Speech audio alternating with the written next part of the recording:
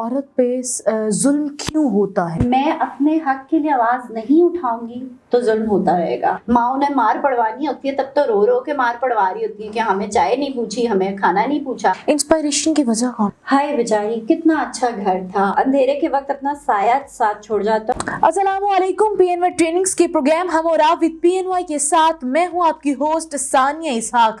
ناظرین, domestic violence جو ہے وہ پاکستان کے اندر بہت زیادہ ہو گیا ہے.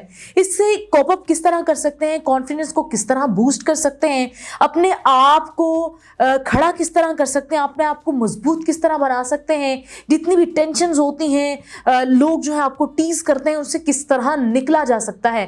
اس سب پہ بات کرنے کے لیے ایک کامیاب خاتون ہمارے ساتھ اسٹوڈیو میں موجود ہیں جن کا نام ہے سمن کرمانی صاحبہ. وہ بتائیں گی کہ ان کے ساتھ معاملہ کیا ہوا, ماجرا کیا ہوا, وہ اپنے آپ کو اب کہاں پہ کھڑا انہوں نے اپنے آپ کو اب کہاں پہ کھڑا کیا ہوا ہے, اور آنے والے چند سالوں میں وہ اپنے آپ کو کہاں کھڑا پاتی ہیں. تو ان سے بات کرتے ہیں. السلام علیکم. وعلیکم السلام. کیسی ہیں آپ؟ اللہ کا شکر. Thank you for inviting me. Thanks for coming. اچھا, مجھے یہ بتائیے کہ آپ اپنی پوری ایک سٹوری ڈسکرائب کیجیے کہ کہاں سے سٹارٹ ہوا, کیا تھا, اور اب آپ کہاں پہ کھڑے ہیں. ایکچولی ہوتا ظاہر ہے یہ ہے کہ جب لڑکیاں شادی کی عمر ہوتی ہے, پیرنٹس شادی کر دیتے ہیں, شادی ہوئی, شادی کے بعد شادی بہت اچھی رہی ہے, ایسا نہیں ہے کہ نہیں رہی. کتنے سال پہلے کا واقعہ ہے؟ It's like 15 years. 15 years back میری شادی ہوئی. جب شادی ہوئی اچھا اسپین رہا وہ تقریباً 8 سال. تو میں نے واقعی وہ جو ایک ڈریم ورلڈ ہوتا ہے وہ ویسے گزارے. ایج کیا تھی آپ کی تب؟ میری 18 ایئرس میری ایج تھی.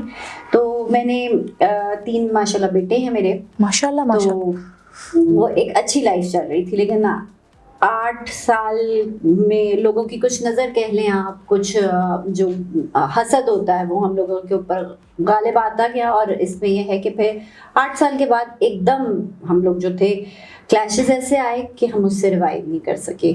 دونوں میاں بیوی کے درمیان کے کلیشز تھے. یہ ایسا نہیں کہ کوئی فائنینشلی کلیش ہو یا کوئی اور مسئلہ ہو. پھر لیکن اس میں سے ہم دونوں کوپ اپ نہیں کر سکے. دونوں کے اندر مس انڈرسٹینڈنگز اتنی تھیں, کچھ کریٹ کر دی گئی تھیں. تو پھر اس ایک فرسٹریٹڈ ماحول سے بہتر تھا کہ دونوں الگ الگ ہو جاتے, کیونکہ بچے فرسٹریٹ. آپ کو نہیں لگتا کہ بیٹھ کے مذاکرات کرنے سے, بیٹھ کے بات کرنے سے مسئلے حل ہو جاتا ہے؟ یار مذاکرات تب کیے جائیں جب اگلا سمجھنے کے لیے تیار ہو. اگر آپ اس کو پیچھے سے مطلب اس کو بیک پہ آپ یہ کہہ رہے ہو کہ نہیں you deserve better than her, you deserve better than her, تمہارے لیے تو لوگ بہت ہیں. یہ نارمل فنومینا ہے ہمارے سوسائٹی کا کہ جی نہیں تم بہت بہتر ڈیزرو کرتے تھے, یہ تو جو آئی ہے یہ بالکل ہی کوڑا تھی. آئدر کہ میں یہ کہتی ہوں کہ یہ آپ کو شادی کے وقت سوچنا چاہیے کہ یہ کوڑا تھی, یا آپ کو نسل چلانے کے بعد اتنے سالوں بعد یاد آیا. اینی ویز پھر اس کے بعد میں نے اس چیز کو, ڈومیسٹک وائلنس اتنا زیادہ تھا ان 2 سالوں میں کہ وہ آپ بیئر کرنا مشکل تھا. پھر میں نے ان سے فیصلہ کیا کہ نہیں, میں جہاں پہ اتنے 10 سال ہم نے برباد کر دیا, اگر اس چیز پہ ریگریٹ ہے تو پھر بہتر ہے کہ مزید 10 سال ہم برباد نہ کریں. اور وہاں سے میں نے ان سے ڈیورس, ٹینشن اور یہ اس میں سے نکلا سب, کیونکہ بچے جو ہے نا ایٹ دا اینڈ بچے سفر ہوتے ہیں. بچوں کے اندر ایک مطلب مینٹلی فرسٹریٹ ہو رہے تھے وہ, تو بجائے اس کے کہ ان کی عجیب قسم کی پرسنالٹی بنتی کہ وہ کسی اس میں بھی نہ آتے, معاشرے کا کوئی ایسا پارٹ بن جاتے جو ہمارے لیے بھی تکلیف دہ ہوتا ہے اور معاشرے کے لیے بھی. تو اس سے بہت بہتر ہے ایک کے پاس رہیں اور اس کا مائنڈ سیٹ وہی بچوں کا بنے. اینی ویز پھر میں وہاں سے نکلی. وہاں سے جب میری شادی ہوئی تھی تب میں انٹر تھی, اور ظاہر ہے کہ گھر کی مصروفیات میں نے پڑھائی کو آگے نہیں چلا سکی. پھر میں وہاں سے نکل کے میں نے اپنی ایجوکیشن کنٹینیو کر کے میں نے اپنی گریجویشن کی. ایک ساتھ ہی ہوتی تھی. ظاہر ہے کہ وہ جو 2 سالوں کا 1 سال میں آپ دے دیتے ہو پرائیویٹلی, میں نے گریجویشن کی. گریجویشن کے ساتھ ساتھ میں اپنی جاب کرتی رہی. میں نے یہ کہا کہ میں اپنے گھر کے اوپر بوجھ نہ بنوں, کیونکہ نارملی لڑکیاں بوجھ بن جاتی ہیں, یا وہ ایک ہائی کا جو ایلیمنٹ ہوتا ہے نا, وہ ماں باپ پریشان ہونا شروع ہو جاتے ہیں. بالکل. کیونکہ یہ ہے تھوڑا سا ہمارے فیملی مطلب خاندان والے باتیں کرتے ہیں, محلے والے باتیں کرتے ہیں, باہر نکلتے ہیں تو انسان سر اٹھا کے نہیں جیت پاتا. ایگزیکٹلی, یہ سوشلی تھوڑا سا ہے ہمارے اندر پرابلم کہ ہم لوگ جب لڑکی واپس آ جاتی ہے, ڈیورس ہو جاتی ہے, تو ہم لوگ بہت اس کو ایک ہائی کریٹ کر دیتے ہیں. اینی ویز پھر اس سے میں نے ایجوکیشن اسٹارٹ کی, میں نے گریجویشن کی, گریجویشن کے ساتھ ساتھ مجھے ایک بہت اچھی جاب ملی, جاب کرتی رہی 2-3 سال میں نے وہ جاب کی. جاب کرنے کے بعد پھر میں نے اپنا ماسٹرس کیا, اور ماشاء اللہ الحمدللہ میں اب ماسٹرس MSc HR ہوں. اور پھر میں نے کووڈ آ گیا, کووڈ کی وجہ سے میری وہ جاب چلی گئی تھی, کیونکہ ظاہر ہے ڈاؤن سائزنگ ہر کمپنی میں ہوئی, وہ وہاں پہ بھی ہوئی. اسی دوران مجھے ایک جو میری لوکیلٹی ہے وہاں پہ بھی آفیسز تھے, ایک جگہ سے مجھے کال آئی, میں نے وہاں پہ اسٹارٹ کیا اپنی جاب. لیکن وہ 2 months کا ٹینیور میں وہاں پہ رہی ہوں. وہاں پہ ہی مجھے ایک پارٹنر ملے, انہوں نے کہا کہ نہیں آپ کچھ الگ کر سکتی ہیں. پھر ہم نے ایک سافٹ ویئر ہاؤس اسٹارٹ کیا, اور الحمدللہ وہ سافٹ ویئر ہاؤس اب ہم لے کر چل رہے ہیں ماشاء اللہ. ویسے تو ان لوگوں کی ورکنگ تھی اس کے اوپر, اس کو آن کر رہی ہیں ہاں 18 ایئرس سے, لیکن اب میں نے اس کو فارملی جو ہے نا میں نے اپنا اون کر لیا. اچھا, ایک بیسک سوال ہوتا ہے کہ ایک عورت پہ ظلم کیوں ہوتا ہے؟ عورت پہ ظلم اس لیے ہوتا ہے کیونکہ اگر میں اپنے حق کے لیے آواز نہیں اٹھاؤں گی تو ظلم ہوتا رہے گا. دوسری بات جو بہت بڑا ایلیمنٹ ہے, ہم اپنے بچوں کو ایجوکیٹ نہیں کرتے. ہم بیٹیوں کو بتاتے ہیں کہ بیٹا تم اس گھر میں جاؤ گی تو ہماری ماں کی لاج رکھنا, باپ کی رکھنا. ہم نے بیٹوں کو تو کبھی بتایا ہی نہیں کہ بیٹا تم بھی جب لے کر آؤ گے تو تمہارا بھی اتنا ہی فرض ہے کہ تم ہماری لاج رکھو, ہم بھی اچھا خاندان سے. اسکولنگ وجہ بنتی ہے آپ کے مطابق؟ نہیں, یہ پیرنٹس وجہ بنتے ہیں. پیرنٹس اسکولنگ کریں گے تو بہترین ہوگا نا. اسکولنگ تو دیکھیں آپ سب اچھی جگہوں سے کرتے ہیں, ہر پیرنٹس اپنی اپنی کیپیسٹی میں اچھی جگہ سے ہی پڑھاتا ہے نا, وہ تو ان کے. لیکن جو گھر کی پریکٹس ہوتی ہے, تربیت کی بات کر رہی ہوں, تربیت جو گھر کی ہوتی ہے نا, ایکچولی تو جو ماں باپ کا, جب ماں نے مار پڑوانی ہوتی ہے تب تو رو رو کے مار پڑوا رہی ہوتی ہے کہ ہمیں چائے نہیں پوچھی, ہمیں کھانا نہیں پوچھا, یہی کیا میرا سر نہیں دبایا, میرے پاؤں نہیں دبائے. تو یہی اپنے بیٹوں کو یہ نہیں کہہ سکتی کہ نہیں بیٹا تم نے آج ایک عورت کے اوپر ظلم کیا ہے تو دیٹ مینس کہ تم نے اپنی ماں بہن کو مارا. اسی طرح سے وہ نہیں بتا سکتی کیا. اچھا, آپ کے مطابق جب ایک شادی ہوتی ہے لڑکی کو کیا کرنا چاہیے کہ وہ اپنے اینڈ سے سارا کچھ سیٹ رہے, دوسری طرف سے جو ہوتا ہے وہ ہوتا رہے, لیکن اپنے اینڈ سے اس کو ایسا کیا کرنا چاہیے کہ جو دوسری پارٹی ہے وہ آپ کو اٹیک نہ کر سکے آپ پہ؟ دیکھیے, اگر ہم اس چیز پہ لاتے ہیں تو میں سب سے پہلے کہوں گی جو کہ آج کل میں نے دیکھا ہے معاشرے میں, لیکن اس میں بھی ڈفرینٹ سینیریوز ہیں. یہ نہیں کہا جا سکتا کیونکہ اگر میں ایک فیل ریلیشن شپ سے نکل کے آئی ہوں تو دیٹ ڈزنٹ مین کہ میں نے برداشت نہیں کیا ہوگا. دیکھیے, بہت اچھی سی ایک بات ہے کہ برداشت کرنا, اور برداشت کرنا جو ہے وہ غلط بات کو ہی برداشت کرنا ہے, لیکن ہوتا ہے برداشت کی بھی ایک لمٹ ہوتی ہے. کب تک آپ برداشت کر سکتے ہو. تو ویسے تو آپ کوشش کرو جو چھوٹی چھوٹی باتیں ہوتی ہیں, یہ نہ آپ اپنے میکے نہ پہنچاؤ کہ جی مجھے یوں کہہ دیا, یا وہاں سے کاؤنسلنگ نہیں. آپ خود اتنے میچور انف ہو کہ آپ کرو. اور سب سے بڑی بات کہ آپ اتنا پڑھ کے جاؤ, اتنا ایجوکیشن حاصل کرو, تھوڑا اپنی کاؤنسلنگ کرواؤ, تھوڑا لوگوں کو دیکھو کہ کیا کیا مسائل ہوتے ہیں اور اس کو کس طرح سے ٹیکل کرنا. اگر ہم نے اپنے دماغ میں یہ بات بنا لی کہ یار ہم تو اٹس اوکے, ہم نکل جائیں گے, ہم چھوڑ دیں گے, یا یہ سپورٹ اگر پیرنٹس دینا چھوڑ دیں, تو میرا خیال ہے کہ وہ کافی بہتر ہو سکتا ہے. کانفیڈنس لیول کو امپروو کرنے کے لیے کیا چیزیں ضروری ہوتی ہیں؟ سب سے پہلے تو کانفیڈنس لیول کو امپروو کرنے کے لیے آپ کو ہر صحیح بات پتہ ہونا. بے باکی, آپ جو با کرداری ہوتی ہے نا, وہ بے باکی کی علامت ہوتی ہے. کہاں, اور یہ ہے کہ صحیح بات اگر آپ کو پتہ ہے, سچ آپ کو پتہ ہے, تو آپ پھر ڈرو گے نہیں.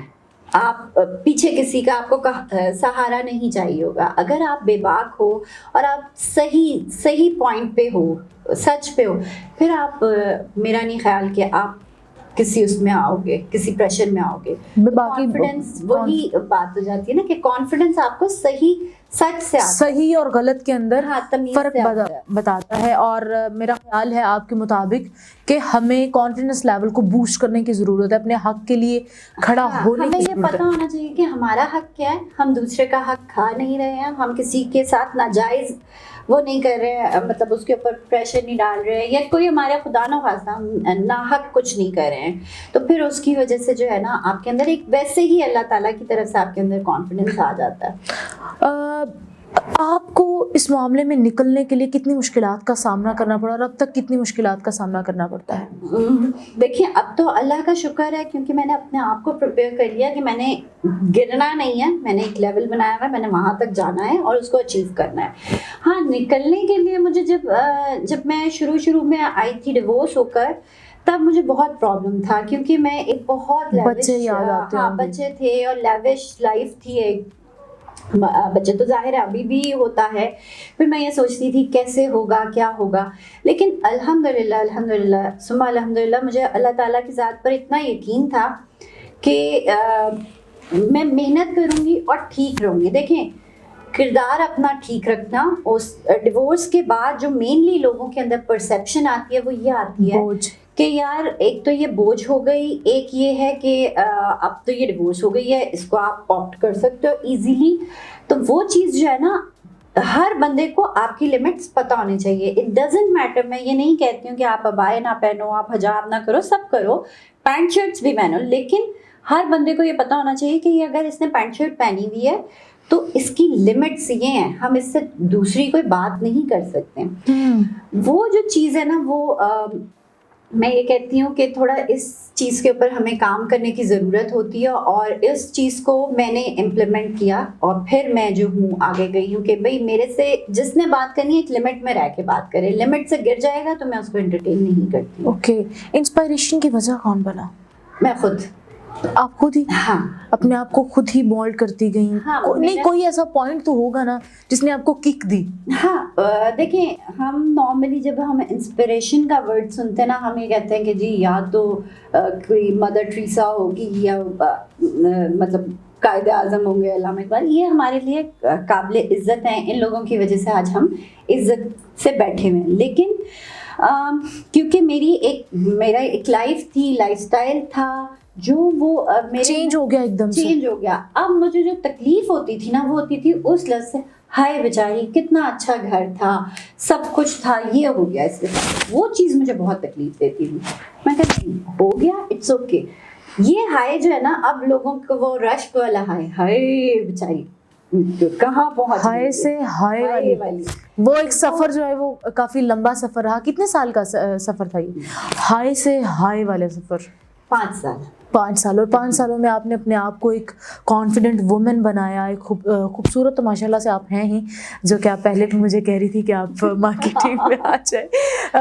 माशाल्लाह से अल्लाह ताला ने आपको कॉन्फिडेंस दिया और लड़ने की जुर्रत दी, जो कि एक बहुत ज़्यादा ज़रूरी एलिमेंट होता है।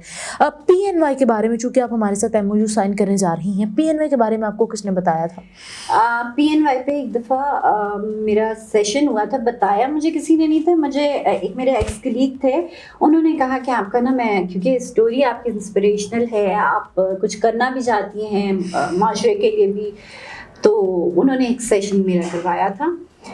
तो बस वहाँ से फिर मुझे हुआ, वो आपके CEO साहब हैं वहाब साहब, उनसे मैंने एक दिन ऐसे ही बैठी है, मैंने उनको मैसेज किया, मैं कहा मैं कुछ करना चाहती हूँ, मैं उन ख़वातीन के लिए जो ऐसे ड्रास्टिक किसी ड्रामा से निकल के आती हैं, इनफैक्ट आती भी नहीं है, वो वहीं पर दुपट्टा बांध के बैठ जाती है, यार हम तो लुट गए, बर्बाद हो गए, मर गए।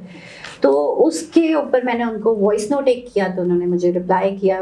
उनका भी बहुत शुक्रिया कि उन्होंने मुझे वक्त पे रिप्लाई करके, और उन्होंने समझा कि हाँ जी हम इस चीज़ को ऑन बोर्ड ला सकते हैं। बस उसके बाद से मैं अच्छा, तो आपका PNY पिंक में क्या आने वाला है, ये बताएं। मैं एक सीरीज़ लाने लगी हूँ, उसमें मेरी कोशिश यही है कि मैं लोगों के साथ इसी तरह से डिस्कशंस करूँ जो कि छोटे ट्रॉमा से निकल आए, ये उसको निकलने, कैथारसिस आप उसको कह सकते हैं। और मैं ये कोशिश करूँगी कि छोटे छोटे से जो इश्यूज़ हैं, बात हर एक राइज करना, बात हर एक करता है, लेकिन उसके ऊपर किस तरीके से उसको लेकर आगे चलना है, ये मेरी कोशिश है कि मैं ऐसा कुछ मतलब आप इशू रेस करेंगी ताकि लोगों के अंदर अवेयरनेस पैदा हो और ऐसा कोई मामला दोबारा कभी ना हो। एग्जैक्टली और मेरी कोशिश यही है कि उन खवातीन को मैं देखिए मैं खुद एक आप लोगों के सामने एग्जाम्पल बैठी हूँ, किससे कहते हैं कि अंधेरे के वक्त अपना साया साथ छोड़ जाता है, और ये रियली होता है। तो मेरा साया साथ छोड़ गया था, तो मैंने कहा कि भाई इस अंधेरे के बाद सुबह आएगी ना, मैं क्यों नहीं, मैं उन लोगों में उम्मीद की किरण जगाती है हर नई सुबह। पैगाम दे दें हमारे ऑडियंस को, देखने वालों को, और अपनी ऑडियंस भी मेरे वाले प्रोग्राम से अंगेज कर लें। बिल्कुल, सिर्फ पैगाम यही है कि देखें कितने हम लोग, कितनी कोई भी आपके लिए कोशिश कर ले, कितनी भी आपकी हेल्प कर ले, जब तक आप अपनी हेल्प खुद नहीं करना चाहेंगे, आप अपने लिए खुद नहीं उठेंगे, सोचेंगे नहीं, तब तक आपको कोई कुछ नहीं कर सकता।